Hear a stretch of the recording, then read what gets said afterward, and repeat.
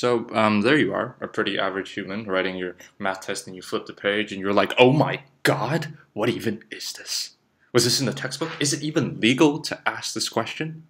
And then you feel it all slipping away because you say to yourself, why is this happening to me, and why does nothing make sense, and how am I going to get through life without knowing the derivatives of hyperbolic arcsine x, and why am I speaking in an overly dramatic voice? I don't know. I don't know. I really actually.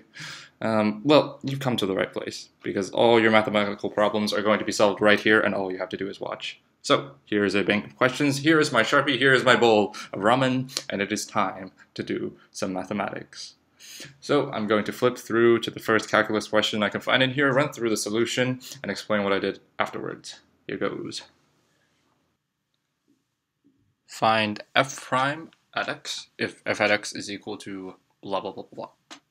Alright, so I'm going to start off by looking at the derivative of tan at x, because that's going to be useful. There's a lot of tans in here. So I don't actually know the derivative of tan x, I haven't memorized it, but we can use the quotient rule to determine it, because it is known that tan x is sine x over cos x. So we're going to do the quotient rule here, which involves the derivative of the numerator times the denominator minus the derivative of the denominator times the numerator, so the other way around, and this is all going to be over the denominator square, so cos x squared.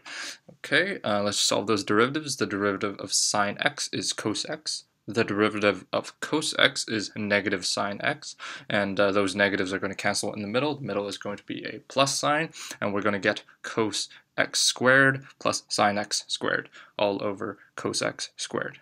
Alright, and of course the top we know to be equal to 1, so the answer is going to be 1 over cos x squared. Good, fantastic.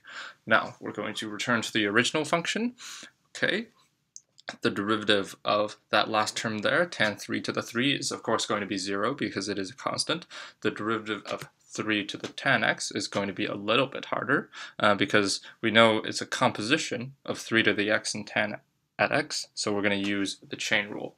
So the outside function, 3 to the x, the derivative of that is going to be 3 to the x times ln 3. We're going to substitute tan x back in there to get 3 to the tan x times ln 3.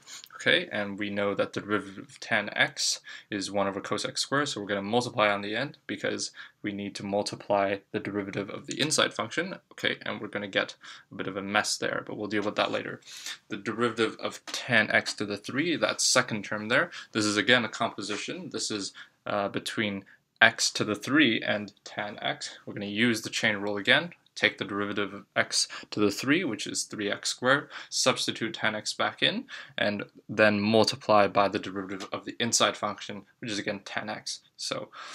And the solution is of course going to be a little bit of a mess, so we're going to clean that up a bit. Alright, so it's going to be 3 to the tan x times ln 3 plus 3 tan x squared, all over cos x squared.